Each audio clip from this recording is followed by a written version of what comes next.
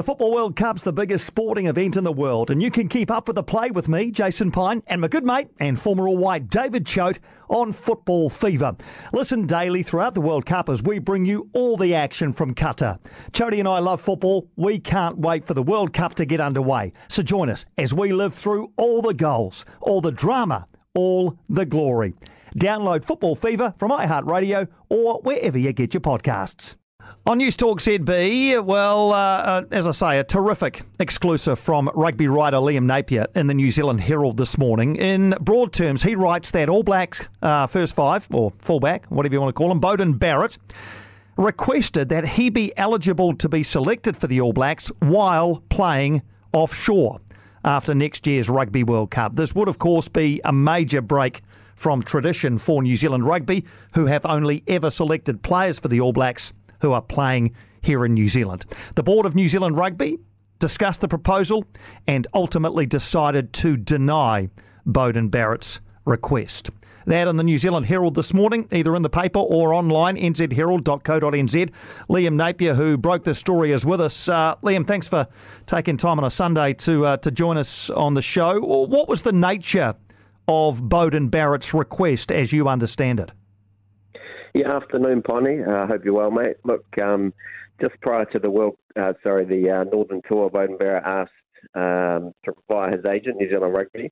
He had a 2-year deal on the table with an overseas club. Now, he has been in discussions with a number of different clubs, so I'm not sure exactly which one this was, but the request is basically that he could spend 2 years offshore and be eligible to be selected for the All Blacks in that time. And then it was my understanding that he would then return home for 2 years, so it'd effectively be a 2-and-2 deal.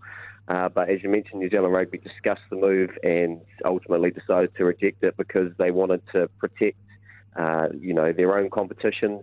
And, there is a danger that when you open that door, you make an exception for one person, as we've seen with the sabbaticals that have taken place, in the best part of the last decade, that it can have a flow-on effect and others, follow suit.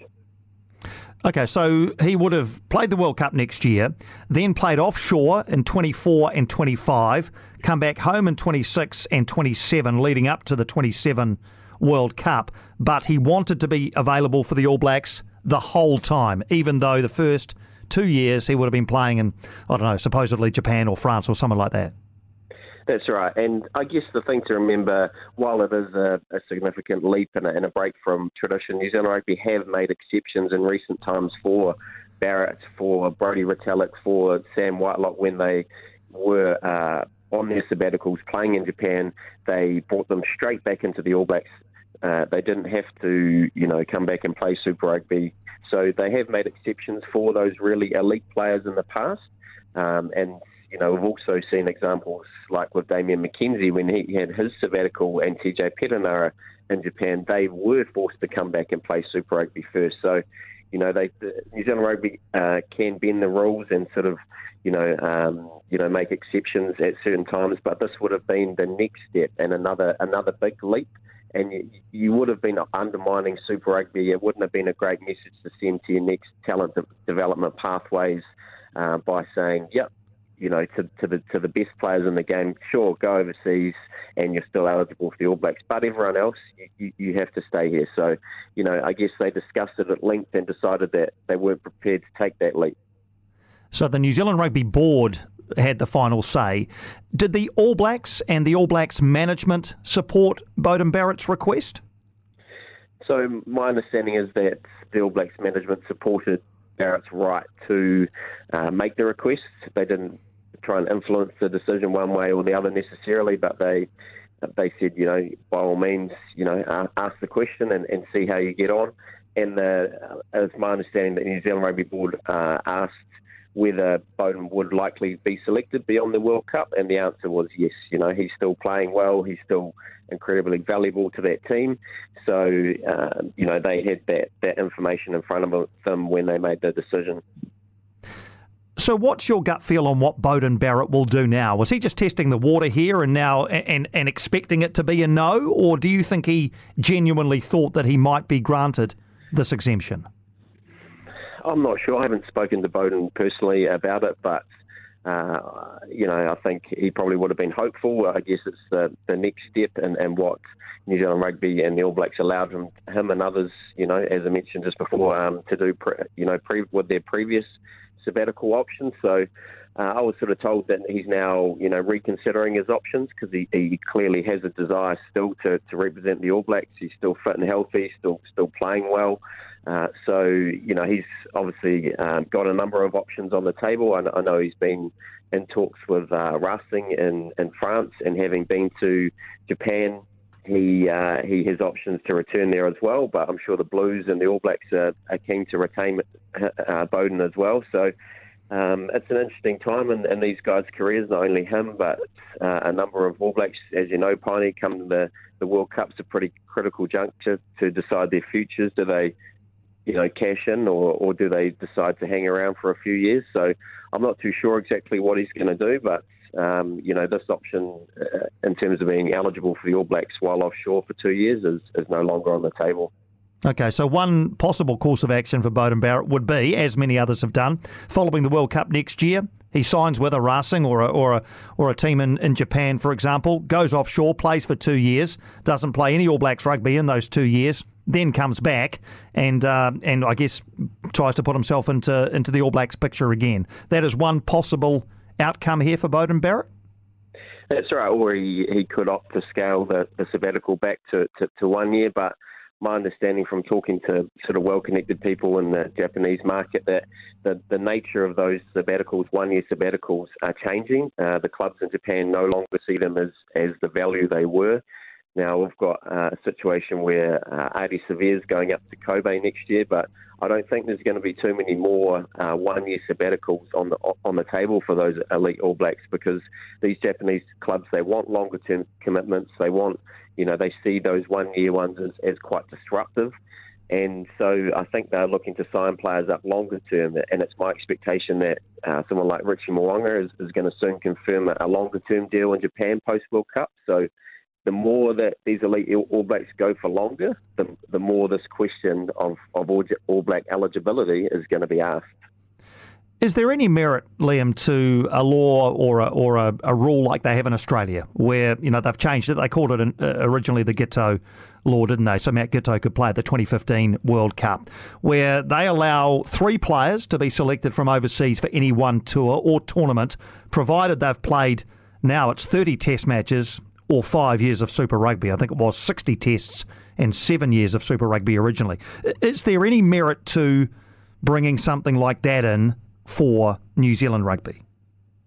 Yeah, I think there's certainly merit in having those discussions, and it's going to be interesting too, because the more the club game evolves, the further we go down this path of getting closer to Japan, in particular with things like the Club World Cup and the Super Rugby teams in New Zealand already have pretty strong relationships with those clubs over there. There's a proliferation of Kiwi coaches, and they're obviously very wealthy and attractive in terms of players going from here to there. So those ties, the further they strengthen, and the more prevalence we see of them, the more games that Super Rugby teams play against these Japanese teams, perhaps they actually end up in Super Rugby one day, then those conversations start to be really alive, because should All Blacks be eligible to play for Australian teams? But then on the flip side, I think you really need to protect your pathway. So when you talk about that Giteau law and, perhaps 3 players being available from offshore, well, what tends to happen there is it's not just 3 players, 5 or 6 or 7 might actually go and back themselves to be those 3 players. So if you have the best 7 players or close to that out of your competitions, then you're really devaluing Super Rugby and the Blues and the Crusaders. So, you've got to be really careful about when you make these tweaks, because once you open that door, it's really hard to close it. And, the strength of New Zealand Rugby has been Super Rugby producing All Blacks. So I think New Zealand Rugby got this decision right, but it's not going to be something that's going to go away anytime soon. Yeah, I was just going to ask you that. I mean, they've closed the door on this one, but will the knocks continue to come on the door, do you think? Yeah, I think they will, and that's just the nature of professional rugby and the nature of this changing element of the sabbatical of clubs wanting to sign these players longer term. If you've got a Richie Mo'unga going to Japan for a couple of years in his prime, and he's not playing for the All Blacks. That's not ideal, is it? He's the starting first five for the All Blacks now, and you could have a situation post-World Cup where Beauden Barrett, Richie Mo'unga, Damien McKenzie all opt to go offshore, and then that puts real pressure on the depth of New Zealand rugby in the pivotal first five roles. So, these questions are going to be asked in the coming years, and it's going to be really interesting to see whether New Zealand rugby holds firm or whether they do, make a few tweaks like you talk about with the different eligibility rules around the world.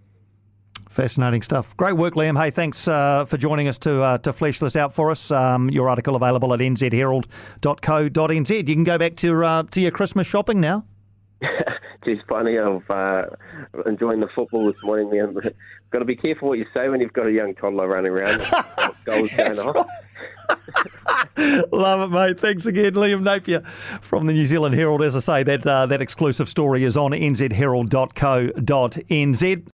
Thought-provoking, opinionated, enlightening. The Leighton Smith Podcast. What's wrong with New Zealand and how might we fix it? The politics of the country, the mood of the electorate, and government maladministration and stupidity. With input from Bruce Cottrell, Barry Soper, and a retired New Zealand lawyer. All on podcast 184. Subscribe now on iHeartRadio and get the latest episode now. The Leighton Smith Podcast, powered by News Talk ZB.